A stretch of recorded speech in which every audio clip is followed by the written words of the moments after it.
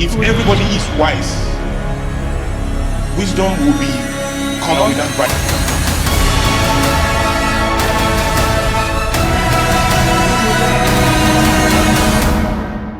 Feedback from the future.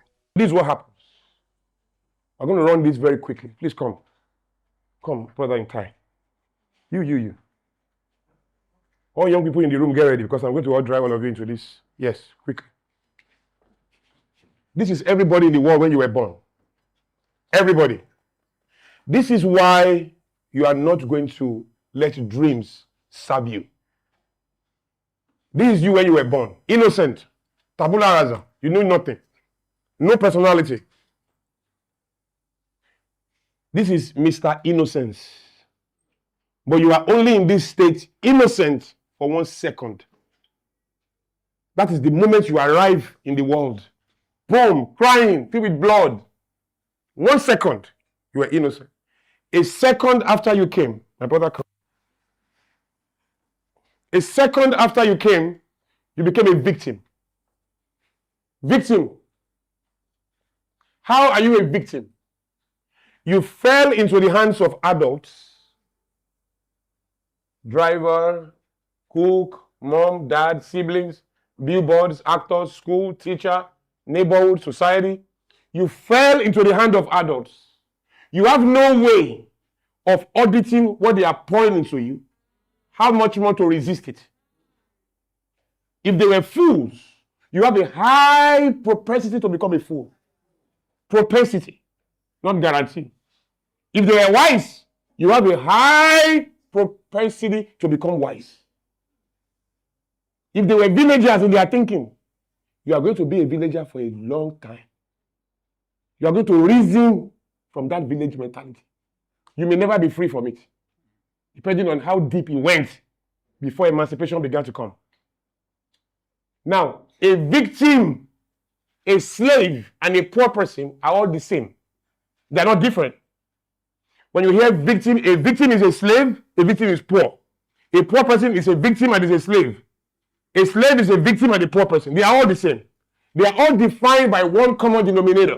Whether you are a slave, a victim, or a poor person, the three of them have no control over their necessary due human experiences.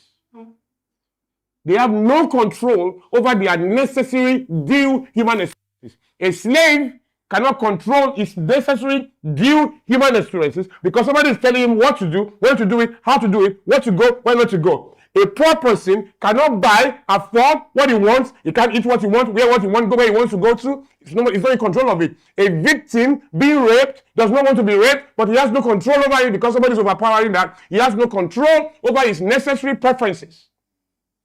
So whether you are a slave, a poor person, or a victim, you are the same. So in this victim state, it's a poor state. It's a slavery state. Just because adults are in charge of your life. And for the next 18 years or more, depending on the country you are born in, these guys are going to be in control of your life, pouring what they understood. In this state, who is this? Who is this? In this state, please come, real quick. You define your preferences. Innocent, victim. In your victim state, your daddy tells you, don't read in a noisy place. If you read in a noisy place, you cannot understand. You won't comprehend. Is that true? No, it's not true. That's your daddy's experience. Because if you grew up in Bawala Street, where I grew up, the house next to me, there's a very ferocious pepper grinder there. The grinding machine is almost as big as you, man. Bang, bang, bang, bang, bang, bang, bang. And it's right by the bedroom. No, because the house, I'm staying up, I mean, next to our house. We are delivered by one house onto the left, but the next house is another pepper grinder there. Opposite us, there's a DJ who starts playing from 8 a.m. on the street. At the far right, there's a mosque that says Allahu Akbar from 4 a.m. On the street, as early as 4, there's pap sellers, Erogio on the street. Erogio screaming and hailing for people to come and buy pap. So We grew up in noise and chaos. We studied and passed exams in noise. If you put me in a nightclub now, with all the music, I will read, understand, and pass. That's my design. When my mom wants to call your name, you know, so anybody when they want to call your name, your mom can say, Femi, you will hear. Olakunle, where are you? Please come. In my neighborhood, it's cool. Anywhere you are. Then from there you must shout, man, then you'll be running down. That's how we grew up. It's noise. How many of you identify with that? I say you grew up in Ikoyi or BI, but if you come close to our own type of construct, it's war. How about the fact that it's a polygamous home? Don't let me even start. We create sense out of chaos. Jesus. So here, if you're if somebody is not telling you, if you can't read in a noisy place, he's telling you his experience. I don't have that experience. I can read in a noisy place. So it's all people's experiences. So it is in this state your preferences are defined. So this is where your daddy was tall, your mom was tall, your two sisters dated tall people, you like tall people. Period. Your favorite color, where did it come from? It came from that too. A lot of your preferences came from here. As a victim, everything you learn, movies, documentary, novels, billboards, actors, adverts, siblings, friends, neighborhood, uncles, everything was teaching you here and building your preferences. In this state of preferences, please come. In this state, your prejudices were being defined. Your prejudices. Move forward a bit. Your prejudices are being defined. Are you here? Who is this? This guy? This guy? This guy? Prejudice. What is prejudice? In the most common definition, layman definition.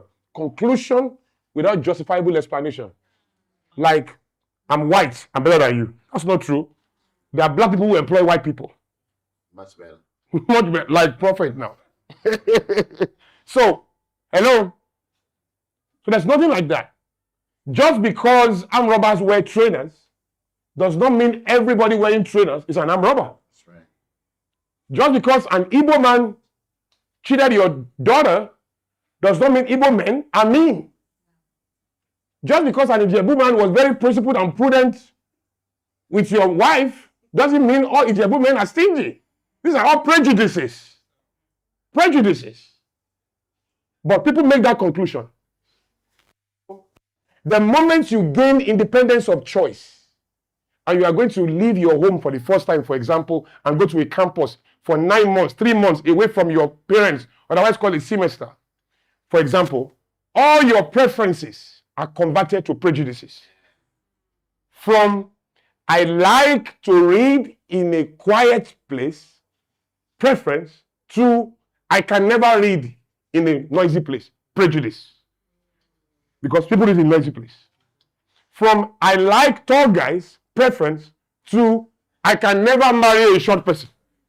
What's wrong with short people? They don't know how to make money? Or they don't know how to have sex? What is wrong with them? Warren Buffett is 5 feet tall. So what is the problem? Nothing. It's your experience. So all your preferences are converted to prejudices. It is in this prejudice state that you define your personality. Watch this. So this is this guy. Can you all see him? So this is personality. This is the guy you now ask, who are you? Can never answer that question. He never met this guy.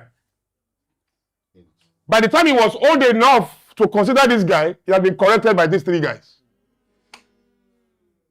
So he doesn't answer the question of who are you? The question he asks is, who have you become? He thinks he's answering who are you, but what he's really answering is who have you become?